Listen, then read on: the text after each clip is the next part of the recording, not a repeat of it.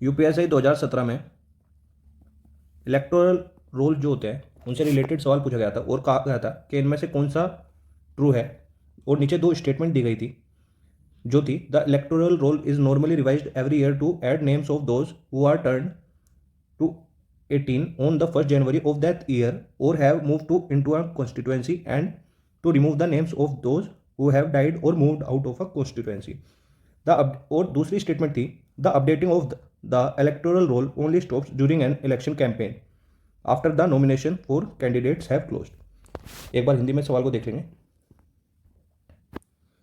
जो भारत में मतदाता सूची के बारे में निम्नलिखित में से कौन सा सत्य है?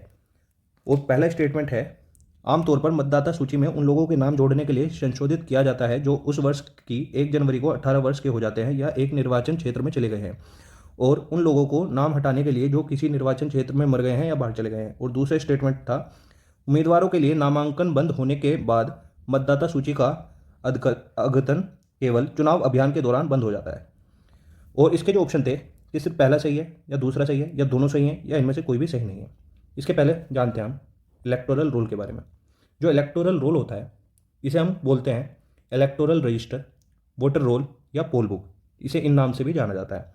और ये एक ऐसी लिस्ट होती है जिसमें उन पर्सन्स का नाम होता है जो किसी पर्टिकुलर इलेक्शन में या फिर पर्टिकुलर जुरिडिक्शन में वहाँ के इलेक्शन में भाग ले सकते हैं। ऐसा तो है नहीं कि भाई भारत में आपने वोट बनवा लिया और आप जाकर अमेरिका के इलेक्शन में वोट डालने चले जाएं। तो जहाँ पर कि इलेक्टोरल रोल में आपका नाम होगा आप वहीं पे वोट कर सकते हैं। इसके लिए जो ये लिस्ट है ये अपडेट होती है, और अपडेट होती है परमानेंट या फिर टेम्परेरी। टेम्परेरी का मतलब कि चुनाव के पहले, और जो परमानेंट होती है वो एवरी ईयर होती है, यानी हर साल।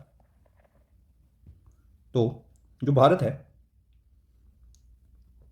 इसमें इलेक्टोरल रोल को दो बॉडीज़ चलाती हैं। एक है इलेक्शन कमीशन ऑफ इंडिया और स्टेट इलेक्शन कमीशन। हर स्टेट की अपनी एक अलग इलेक्शन कमीशन है, और ये दोनों संस्थाएं आपस में कोई कोऑर्डिनेट नहीं करती। यानी कि अगर हम आसान भाषा में समझें तो जो इलेक्शन कमीशन ऑफ इंडिया के पास डाटा है और स्टेट इलेक्शन कमीशन के पास जो डाटा है वो इन दोनों को आपस में नहीं पता कि इनके पास क्या डाटा है। तो ये बिल्कुल एक दूसरे के इंडिपेंडेंट काम करती हैं। जो इलेक्टोरल रोल होता है ये इंडिया में हर साल 1 जनवरी को अपडेट होता है, और इस डाटा को गवर्नमेंट वेबसाइट से डाउनलोड किया जा सकता है। क्या ऐसी कोई जगह भी है जहाँ पे इलेक्टोरल रोल होता ही नहीं? तो हाँ, उसका एग्जांपल है नॉर्थ डकोटा, यूएस का स्टेट है।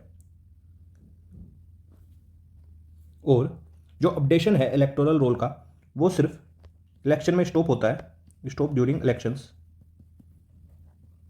जब जो कैंडिडेट्स हैं उनके नॉमिनेशन जो होते हैं वो क्लोज हो जाते हैं, उसके बाद ये अपडेशन रुक जाता है।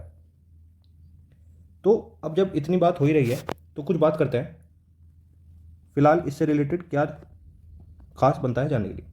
बीजेपी ने अपने 2019 के चुनाव से पहले अपने मैनिफेस्टो में बात की थी कि कॉमन इलेक्टोरल रोल होगा, यानी कि जो स्टेट है और जो इलेक्शन कमीशन ऑफ इंडिया है ये एक जगह कर दिया जाएगा।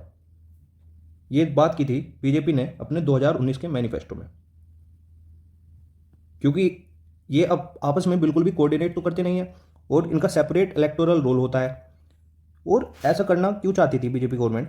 बीजेपी गवर्नमेंट का ऐसे करने का पीछे था ताकि खर्चा बचे।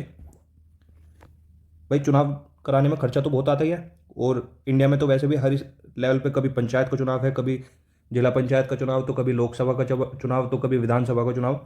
तो इस सब में खर्चा तो बहुत आता है। तो जो मोटिव है इसके पीछे, वो मोटिव है ये खर्चा बचाया जा सके और जो सभी इलेक्शंस है वो एक साथ कराए जाएं। जब एक साथ इलेक्शन कराए जाएंगे तो एजेंसी का खर्चा कम होगा। तो इसे करने के लिए बीजेपी गवर्नमेंट के पास दो रास्ते हैं।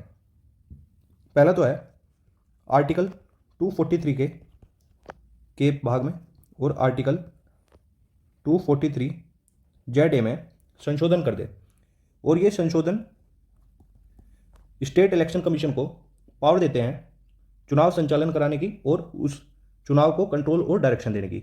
जब ऐसा होगा तो ये इसकी पावर्स जो है आप खुद ही कंट्रोल हो जाएंगी जब इसमें अमेंडमेंट कर दिया जाएगा संविधान में ही। या फिर जो दूसरा रास्ता है बीजेपी गवर्नमेंट के पास, वो है कि स्टेट गवर्नमेंट को राजी कर ले अपनी बात मनवाने के लिए और कानून में बदलाव करने के लिए। ठीक है दोस्तों, तो आपको अपने सवाल का जवाब मिल गया होगा।